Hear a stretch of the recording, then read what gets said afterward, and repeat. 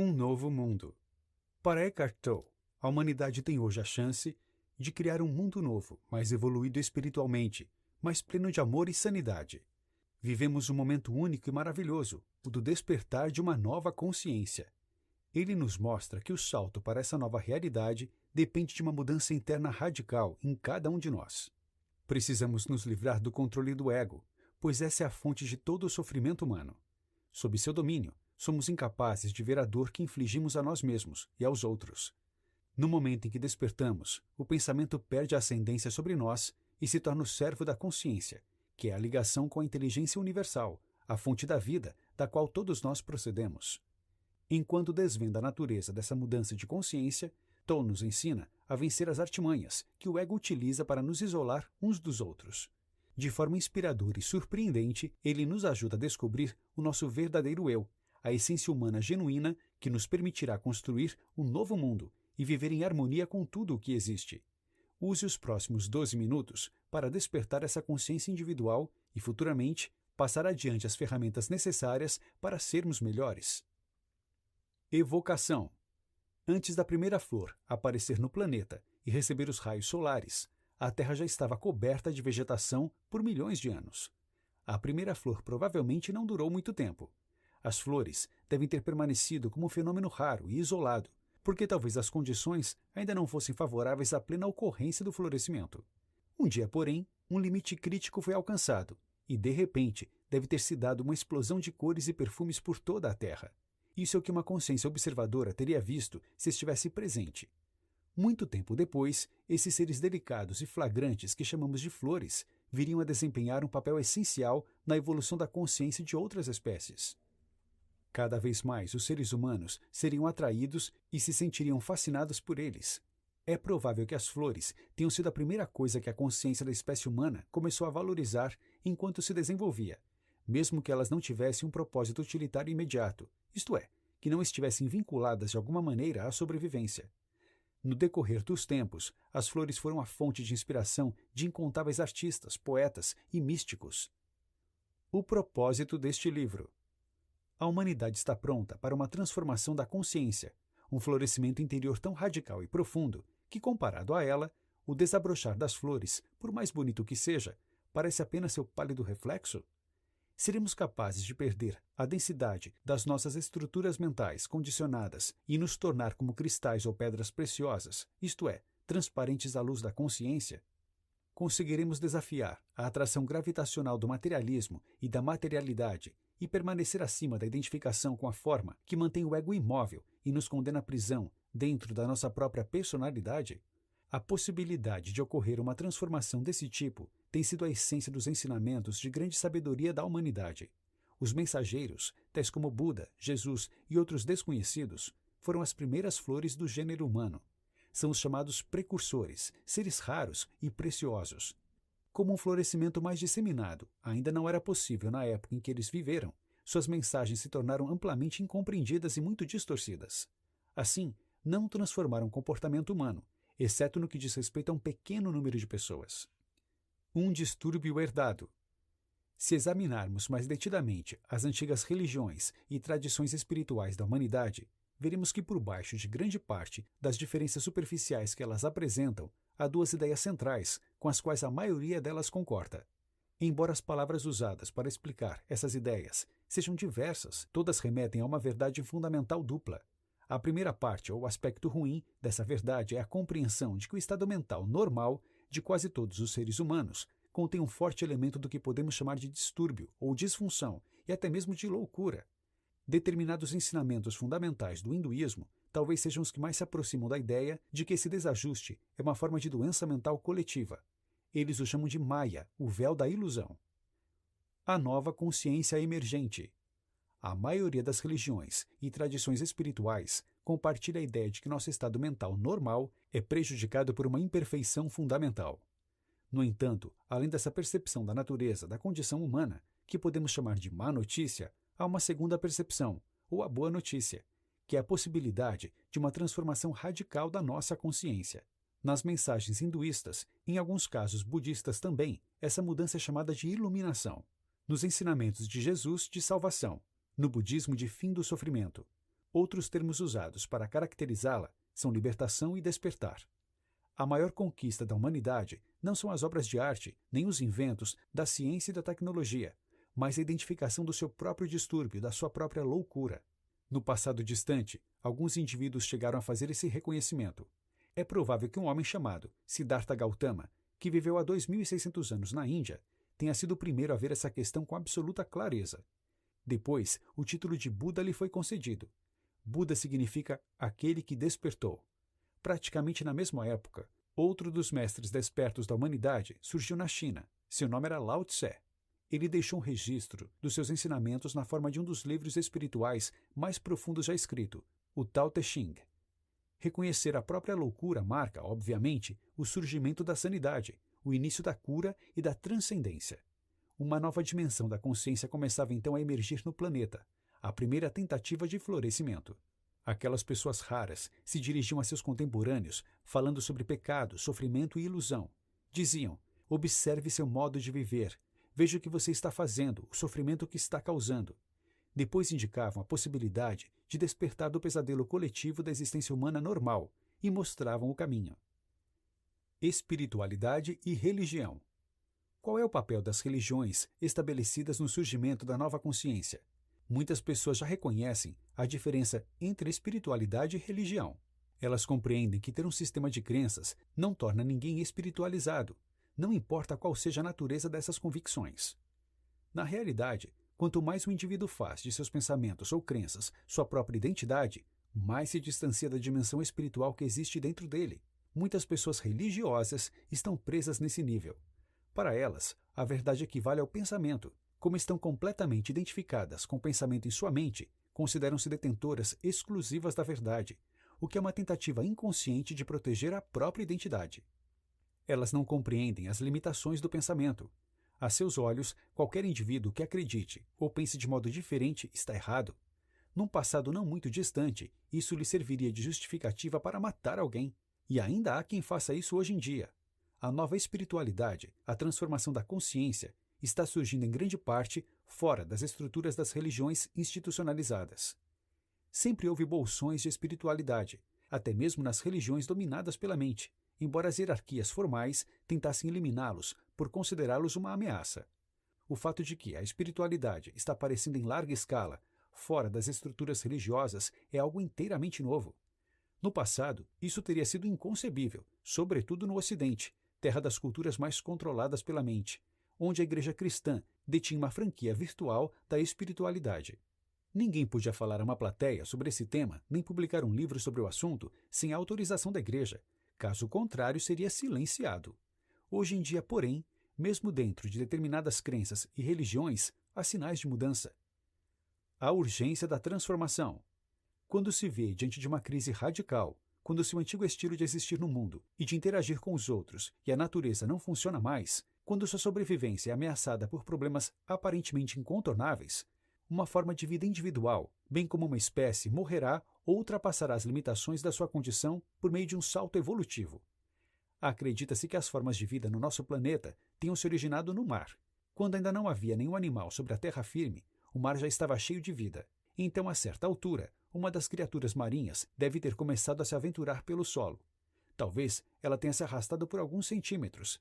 Depois, exausta, por causa da enorme força gravitacional do planeta, pode ter voltado à água, onde a gravidade é quase inexistente, pois ali conseguiria viver com muito mais facilidade. Mais tarde, ela tentaria de novo e de novo. Muito tempo depois, esse ser se adaptaria à vida na Terra, desenvolvendo pés em vez de nadadeiras e pulmões em lugar de guelras. Parece improvável que uma espécie se expusesse a um ambiente tão estranho e sofresse uma transformação evolucionária, a não ser que fosse compelida a fazer isso por uma situação extrema. Talvez uma grande área de mar tenha passado a receber um volume cada vez menor de água do oceano principal, o que ao longo de milhares de anos poderia forçar os peixes a deixar seu habitat e evoluir. Responder a uma crise radical que ameace nossa própria sobrevivência é o desafio que se apresenta à humanidade neste momento. O distúrbio da mente humana egóica, identificado há mais de 2.500 anos pela antiga sabedoria dos mestres e agora ampliado pela ciência e a tecnologia, é pela primeira vez algo ameaçador à sobrevivência do planeta. Até pouco tempo atrás, a transformação da consciência humana era não mais do que uma possibilidade, compreendida por alguns raros indivíduos, independentemente de sua formação cultural e orientação religiosa. Um florescimento disseminado da consciência da nossa espécie não aconteceu porque até então isso não era imperativo. Um novo céu e uma nova terra. Há uma profecia bíblica que parece mais aplicável agora do que em qualquer outra época da história humana. Ela aparece tanto no Antigo quanto no Novo Testamento e fala do colapso da ordem mundial existente e do surgimento de um novo céu e uma nova terra. Precisamos entender que o céu mencionado nesse contexto não é um local, e sim o reino interior da consciência. Esse é o significado esotérico do mundo, e esse é também o significado dos ensinamentos de Jesus. A Terra, por outro lado, é a manifestação externa da forma, que é sempre um reflexo do interior. A consciência humana coletiva e a vida no nosso planeta estão intrinsecamente interligadas. Um novo céu é o surgimento de um estado transformado da consciência humana, enquanto uma nova Terra é o reflexo do reino físico. A vida humana e a consciência humana estão ligadas de modo inerente à vida no planeta. Por isso, à medida que a consciência antiga se dissolve, tendem a ocorrer manifestações naturais de sincronismos geográficos e climáticos em muitas partes do globo, algumas das quais temos testemunhado. Ego, o estado atual da humanidade. Não importa se as palavras são verbalizadas e transformadas em sons ou se permanecem como pensamentos, podem lançar um encanto quase hipnótico sobre nós. É muito fácil nos perdermos por causa delas, sermos hipnotizados pela crença implícita de que quando vinculamos um termo a alguma coisa, sabemos o que ela é. Mas, na verdade, não sabemos. Apenas cobrimos o mistério com um rótulo. Tudo é, em última análise, incognoscível. Isso ocorre porque todas as coisas têm uma profundidade insondável. Tudo que podemos perceber, sentir e pensar a respeito é a camada superficial da realidade, menos do que a ponta do iceberg. Sob a aparência superficial, todas as coisas estão ligadas não apenas a tudo que existe, como também à origem de toda a vida da qual procedemos. Até mesmo uma pedra pode nos mostrar o caminho de volta a Deus, à origem, a nós mesmos. Quando olhamos para algo assim, ou seguramos e depois o deixamos ir sem lhe impor uma palavra nem um rótulo mental, uma sensação de assombro e de maravilha surge dentro de nós. A essência desse elemento comunica-se conosco de modo silencioso e reflete nossa própria essência para nós. Isso é o que os grandes artistas sentem e conseguem transmitir com sua arte. Van Gogh não disse, isto é apenas uma cadeira velha. Ele olhou e olhou e olhou, e sentiu a existência da cadeira. Depois sentou-se de frente para a tela e pegou o pincel. A cadeira em si tinha um valor irrisório. A pintura desse mesmo objeto vale hoje milhões de dólares. O esquecimento do ser. O ego é, invariavelmente, a identificação com a forma. Ele está sempre nos procurando e, portanto, nos perdendo em algum tipo de forma. As formas não são apenas objetos materiais e corpos físicos. Mais essenciais do que essas formas externas são as formas de pensamento que surgem de modo contínuo no campo da consciência. Elas são formações energéticas, mais sutis e menos densas do que a matéria física. Porém, são formas de qualquer maneira. Aquilo que costumamos reconhecer, de modo consciente, como uma voz na nossa cabeça que nunca para de falar, é o fluxo de pensamento incessante e compulsivo. Quando os pensamentos absorvem toda a nossa atenção, isto é, sempre que estamos tão identificados com essa voz e as emoções que as acompanham, que nos perdemos de nós mesmos, em cada pensamento e em cada emoção. É porque nos encontramos inteiramente identificados com a forma e, portanto, nas garras do ego. O ego é um conglomerado de formas de pensamento recorrentes e de padrões emocionais e mentais condicionados que estão investidos de uma percepção do eu. Ele se estabelece quando o sentido de existir do eu sou, que é uma consciência sem forma, mistura-se com a forma. Esse é o significado da identificação. Esse é o esquecimento do ser, o erro fundamental, a ilusão de separação absoluta que converte a realidade num pesadelo.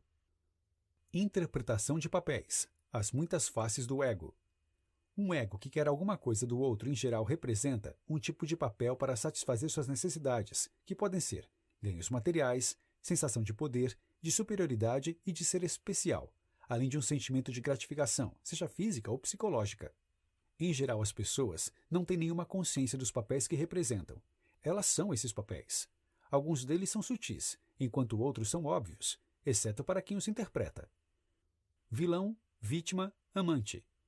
Quando não conseguem obter elogios nem admiração, alguns egos procuram outras formas de chamar a atenção ou interpretam papéis para consegui-la.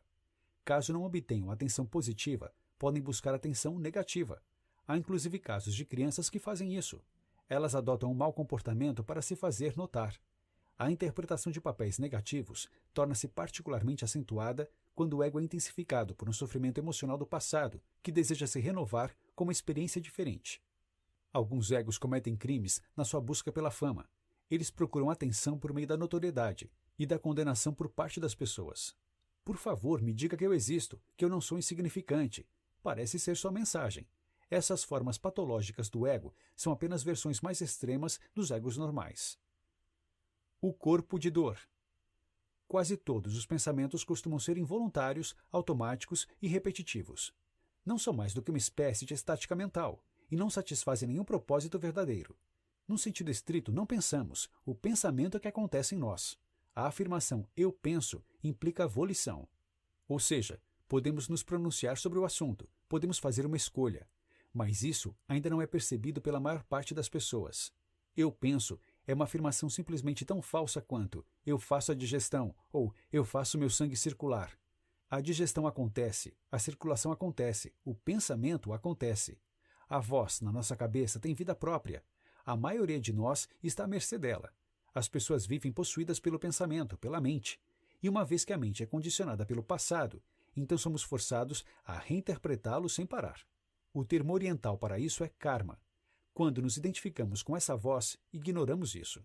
Se soubéssemos, não seríamos mais possuídos por ela, porque a possessão só acontece de verdade quando confundimos a entidade que nos domina com quem nós somos, isto é, quando nos tornamos essa entidade. Ao longo de milhares de anos, a mente vem intensificando seu domínio sobre a humanidade, que deixou de ser capaz de reconhecer a entidade que se aposta de nós como o não-eu. Por causa dessa completa identificação com a mente, uma falsa percepção do eu passa a existir, o ego. A densidade dele depende do grau em que nós nos identificamos com a mente, com o pensamento. Pensar não é mais do que um minúsculo aspecto da totalidade da consciência, de quem somos. A libertação. O começo da nossa libertação do corpo de dor está primeiramente na compreensão de que o temos. Depois, e mais importante, na nossa capacidade de permanecer presentes o bastante, isto é, atentos o suficiente para percebê-lo como um pesado influxo de emoções negativas quando entra em atividade. No instante em que é reconhecido, ele não consegue mais se passar por nós e viver e se renovar por nosso intermédio. É nossa presença consciente que rompe a identificação com o corpo de dor. Quando não nos identificamos mais com ele, o corpo de dor torna-se incapaz de controlar nossos pensamentos. E assim não consegue se renovar, pois deixa de se alimentar deles. Na maioria dos casos, ele não se dissipa imediatamente. No entanto, assim que desfazemos sua ligação com o nosso pensamento, ele começa a perder energia. O pensamento para de ser embotado pela emoção, enquanto nossas percepções do momento não são mais distorcidas pelo passado. A energia que estava presa no corpo de dor muda sua frequência vibracional e é convertida em presença. Dessa maneira, o corpo de dor se torna combustível para a consciência.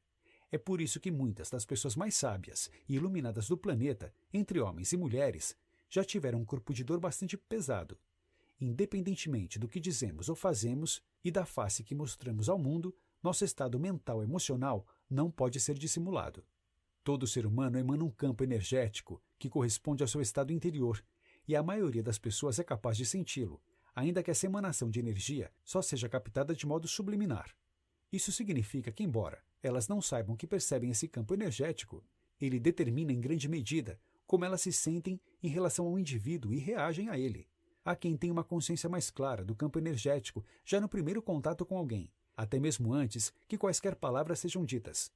Um pouco depois, porém, as palavras dominam o relacionamento, e com elas vêm os papéis que quase todos nós representamos. Com isso, a atenção se desloca para o âmbito da mente, e a capacidade de sentir o campo energético do outro se reduz de modo significativo. Mesmo assim, ele ainda é percebido no nível inconsciente. Descobrindo quem somos realmente. Conhece-te a ti mesmo. Essas palavras estavam escritas acima da entrada do templo de Apolo em Delfos, lugar do oráculo sagrado.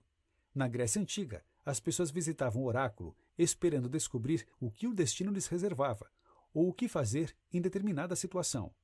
É provável que a maioria delas lesse essa frase sem compreender que ela indicava uma verdade mais profunda do que qualquer coisa que o oráculo pudesse dizer. Talvez os visitantes também não compreendessem que, por mais importante que fosse a revelação, ou exatas as informações que recebessem, elas acabariam por se mostrar inúteis, não salvariam de infelicidades futuras, nem de sofrimentos criados por eles mesmos, caso deixassem de encontrar a verdade contida na frase.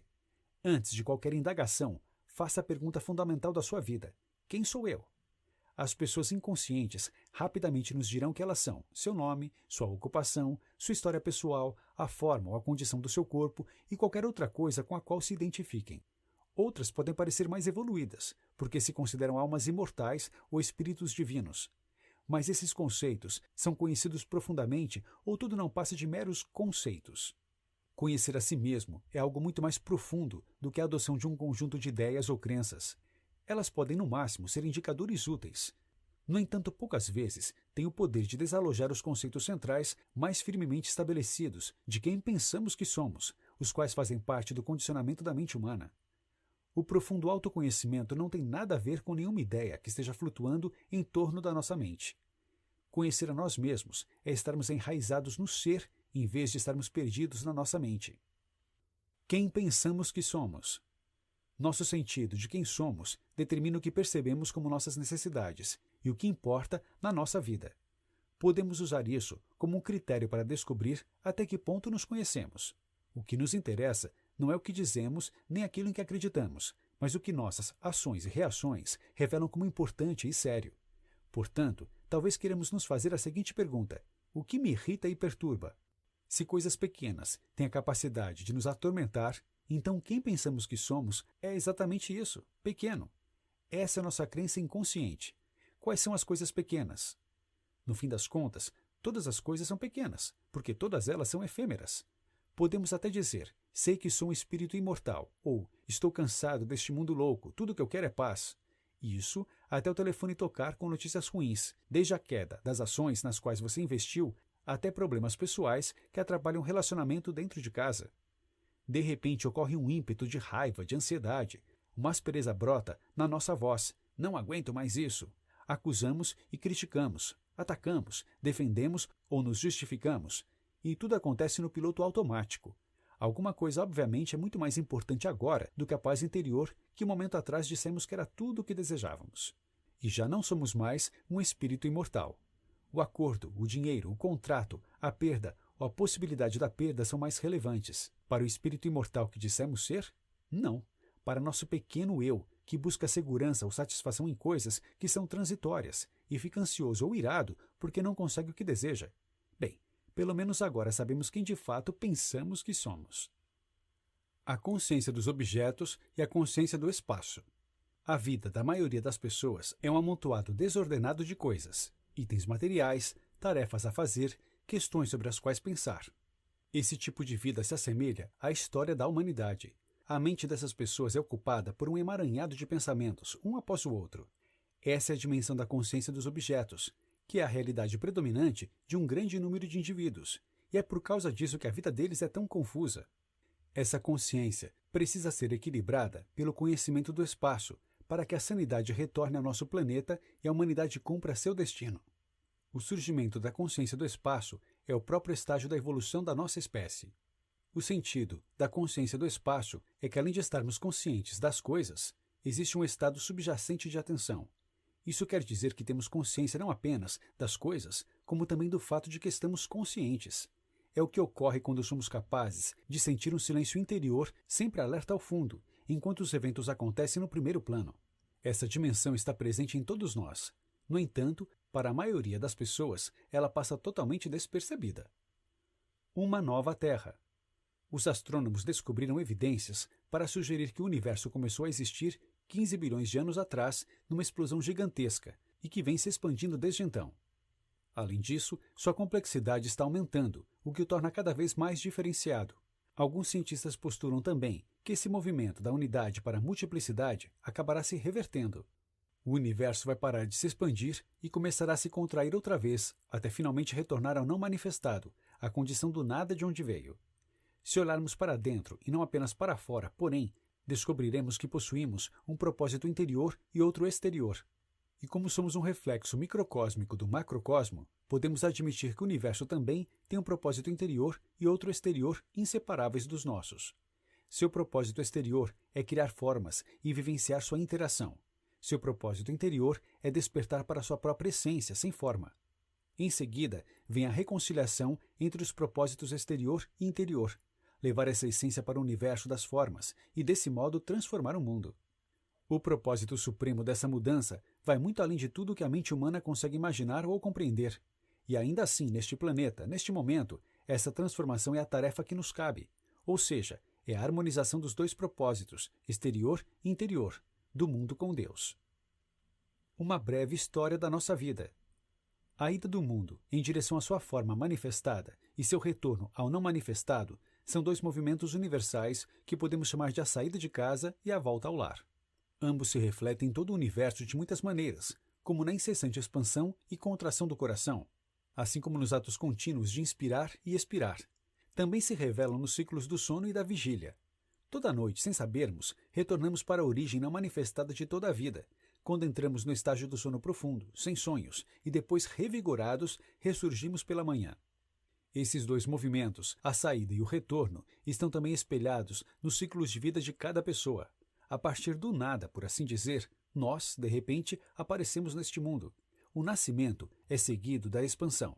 Esse crescimento não é apenas físico, pois há também a ampliação do conhecimento, das atividades, dos bens, das experiências. Nossa esfera de influência se alarga e a vida se torna cada vez mais complexa. Esse é o momento em que estamos especialmente preocupados em encontrar ou perseguir nosso propósito exterior. Em geral, há um aumento correspondente do ego, que é a identificação com todas aquelas coisas que mencionei. Com isso, a identidade da nossa forma torna-se cada vez mais definida. Esse é ainda o período em que o propósito exterior, o crescimento, costuma ser usurpado pelo ego, que, ao contrário da natureza, não sabe quando parar na sua busca por expansão e tem um apetite voraz por mais.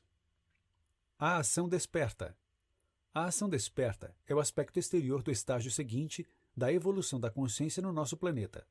Quanto mais nos aproximamos do fim do nosso atual estágio evolucionário, maior a disfunção do ego.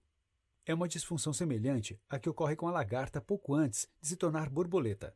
A nova consciência, contudo, está surgindo ao mesmo tempo em que a antiga se dissolve. Estamos em meio a um acontecimento da maior importância na evolução da consciência humana. Entretanto, esse assunto não vai sair no jornal. No nosso planeta, e talvez simultaneamente em muitas partes da nossa galáxia e além dela, a consciência está despertando do sonho da forma. Nem todas as formas irão se dissolver, embora seja certo que muitas desaparecerão. Isso significa que a consciência pode agora começar a criar a forma sem se perder nela. Tem como permanecer consciente de si mesma, até enquanto a gera e a sente. A ação desperta é o alinhamento do nosso propósito exterior com o nosso propósito interior. Por meio dela, entramos no estado de unificação com o propósito que sai do universo. Por meio de nós, a consciência flui para o mundo. Ela se derrama sobre nossos pensamentos e os inspira. Inunda todas as nossas realizações, as orienta e fortalece. O que determina se estamos cumprindo nosso destino não é o que fazemos, e sim como fazemos. E essa maneira de realizar as coisas é estabelecida por nosso estado de consciência. Nosso propósito interior. Tão logo superamos a preocupação com a mera sobrevivência, a questão do sentido e do propósito se torna de capital importância para nós. Muitas pessoas se sentem aprisionadas nas rotinas do cotidiano, que parecem privar sua vida de significado. Algumas acreditam que a vida está passando ou já passou por elas. Outras se veem profundamente limitadas pela necessidade de trabalhar e cuidar da família ou por sua condição financeira ou de vida. Há indivíduos que são devastados por um estresse agudo, enquanto outros se consomem no imenso tédio. Há quem esteja envolvido numa atividade frenética e quem se veja perdido na estagnação. Muita gente anseia pela liberdade e pelo crescimento que a prosperidade promete. Mas há pessoas que já desfrutam da relativa liberdade que acompanha a prosperidade, e mesmo assim constatam que isso não é o bastante para dar um sentido completo à sua vida. Nada substitui a descoberta do verdadeiro propósito. No entanto, o significado genuíno ou primário da vida não pode ser encontrado no nível exterior. Ele não diz respeito ao que fazemos, e sim ao que somos, isto é, ao nosso estado de consciência. Portanto, a coisa mais importante a entender é: nossa vida tem um propósito interior e um propósito exterior. O primeiro deles diz respeito a ser, e é primário.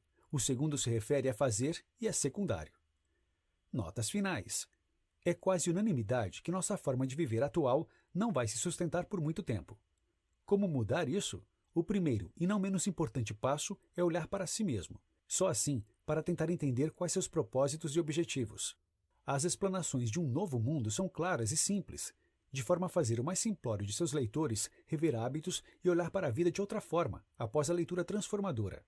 Usando de referências bíblicas, budistas e hinduístas, sem cair para um pedantismo ou doutrinação rasa, Eckhart Tolle, é claro, é simples. Cumpre o seu papel, abrir nossos olhos como humanidade e seres individuais. Dica do 12 minutos. Que tal conferir outros títulos de Eckhart Tolle disponíveis aqui no 12 minutos?